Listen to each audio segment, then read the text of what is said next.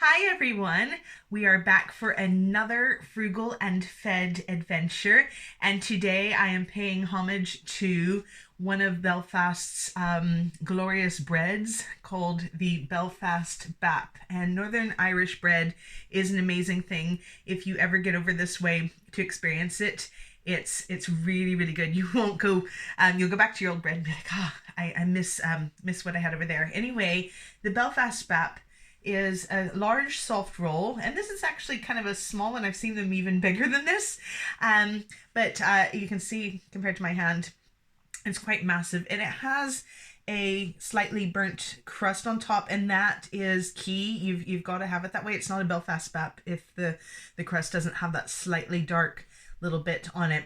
And again, it's nice and soft on the bottom here, and you can fill it up. I think the typical thing to do is butter it and load it with sausages, but we're going to do something slightly different today. And I'm going to make what I'm calling a Belfaletta instead of a muffaletta.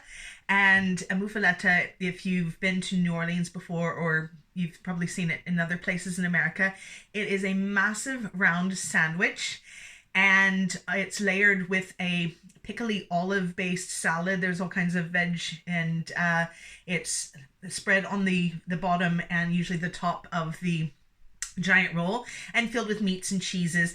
Now we're kind of doing a budget friendly one, so we won't be going too crazy with the meat and cheese, but we're going to make something that will fill up quite a few. You could probably cut this into 4 sandwiches by the end of it, and have that for a meal and be satisfied. Or if you were really hungry, you could probably eat 2 portions, or if you were really really really super hungry, you could eat the whole thing, just depending on who you are. So this is the Belfast Bap again, and we're going to make a kind of muffaletta sandwich, or as I said, Belfaletta.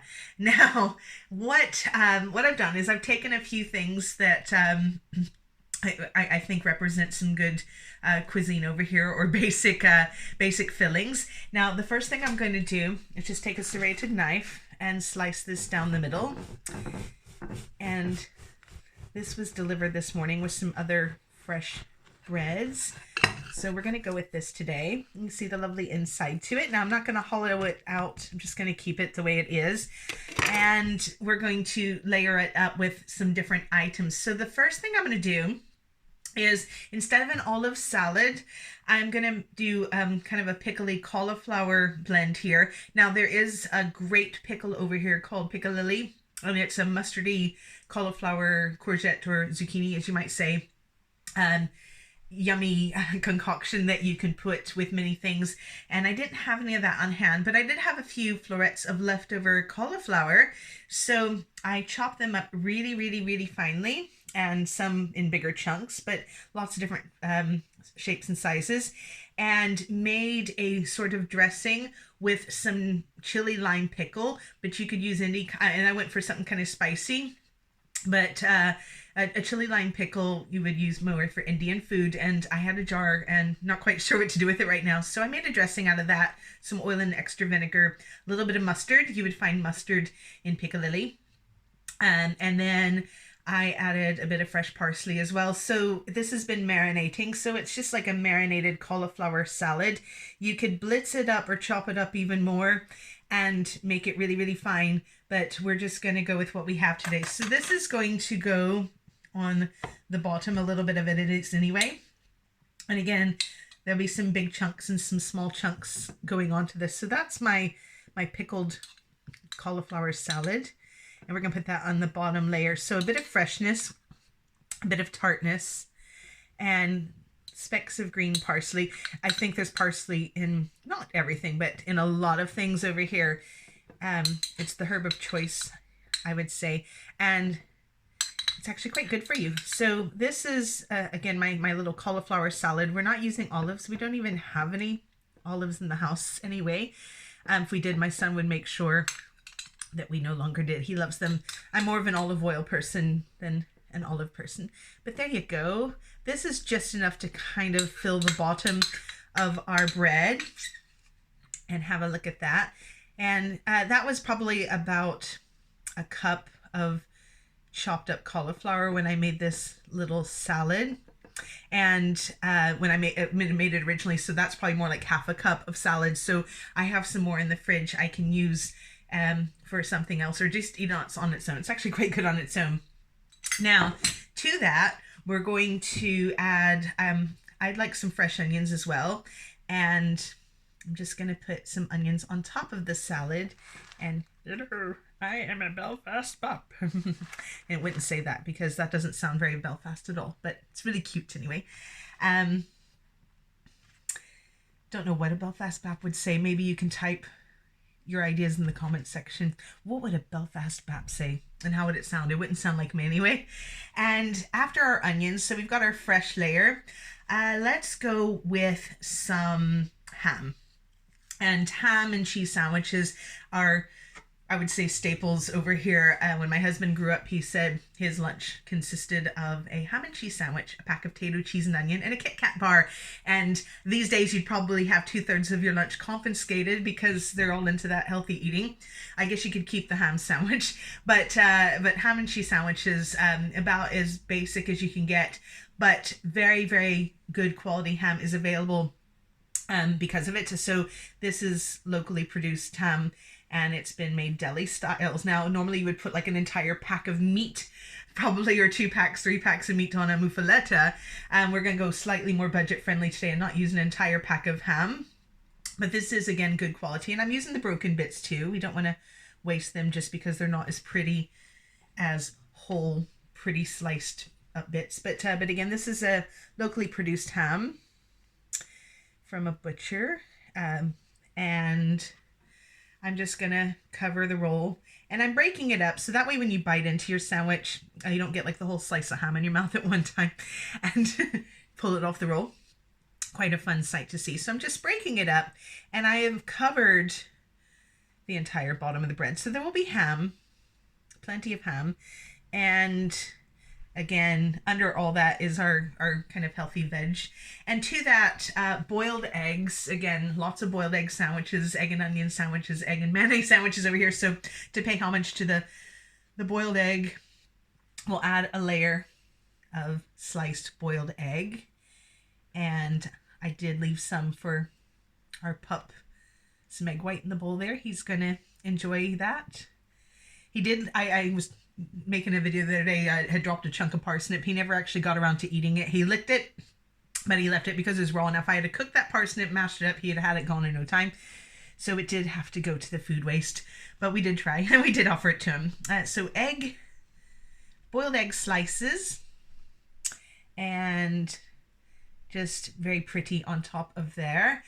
And to that, of course, if we're going to have a ham and cheese sandwich, we've got to have some good cheese. And this is what they call mature cheddar, as opposed to, I guess, immature cheddar that goes and acts and snickers. No, mature cheddar just simply means that it's a sharp cheddar, a stronger cheddar. So you can use mild, medium, or mature strength. So we're going with mature today, and make up for my lack of maturity anyway.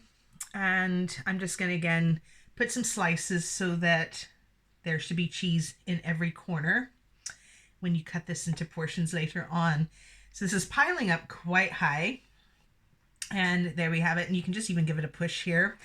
This is a great thing for picnics. It's kind of sad. A year ago today, we were out on a picnic at the park and on a blanket, and it's not really the weather today anyway, but we're on lockdown, so it's not going to happen anyway. But it's a bit chilly today, a bit overcast. But I suppose we could go out in the front garden and put the picnic blanket out and sit and have it if we wanted to. Just wouldn't be as ideal. Now, we've loaded up our sandwich. So again, we had a cauliflower pickly salad, and it's a little bit on the spicy, tangy side. Some fresh sliced onions above that. Then we went with some ham, some boiled egg slices, and some cheese. And I'm going to wash my hands really quickly and come back and add another layer of flavor. So here I am over in the sink now.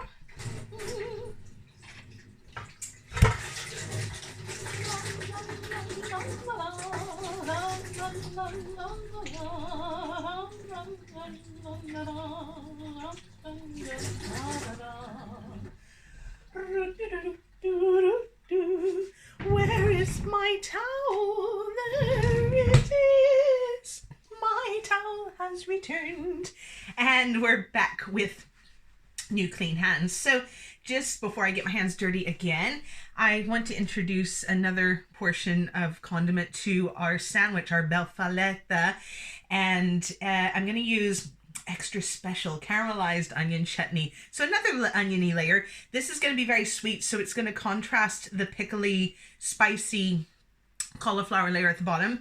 And again, we have some fresh onions, so you'll have like the fresh onion too, but this is a very sweet, dark brown chutney. Very, very potent when you smell that. And I'm going to spread this. Now, some people might want to take their roll and butter it or put mayo on it in addition to all these other things. You can do whatever you like and fill it with whatever you want. Again, I think the standard would be you know, kind of like sausages or lots of butter or even crisps, a crisp sandwich, potato chip sandwich over here. You put a few packs on a buttered roll and eat that. And that would be, there was actually a cafe for a while selling crisp sandwiches, and they even offered a BAP as an option. But, and then there's something over here again, this will blow your mind, Americans, a pasty BAP, which is essentially like a battered, it's batter filled with maybe like a blend of minced sausage and mashed potato and spices. So imagine that on top of your BAP with probably butter on it. They butter a lot of things over here. So lots of crazies. I've seen people put sausage rolls on BAPs before. And again, that would be pastry and sausage. So you know, a bit carbohydrate crazy. I'm not quite even that carbohydrate crazy. But crisps on a sandwich, it is a good thing. But people who know me know I don't butter my bread, so I would use salad cream. But there's a layer. Now you could go even thicker with the onion chutney. You could always add more later, but I think that's just enough just to give it some flavor. And now I've got all my layers together. So this is my massive sandwich. Now, if one person ate that, I mean, I guess there are people that would. I'm planning on splitting this up and sharing it. But I'm just going to put this over the top. You can see this is a massive ham sandwich there. So if you really were hungry, or maybe one of those man versus food kind of people, professional eaters, that might be one. I would say easily you can cut 4 large sandwiches with that, which is what I will probably do closer to time to serving this. So I'm just pressing it down, and it again would be great for something for a picnic. You could wrap it up tightly and all the flavors would gel together. And then upon serving it, I would just put it into quarters. I'm probably going to wait until I actually go and serve it rather than cutting it now, and give it just a chance to rest. But yeah, you would just cut it down lengthwise and then across, and you'd have 4 large sandwiches there.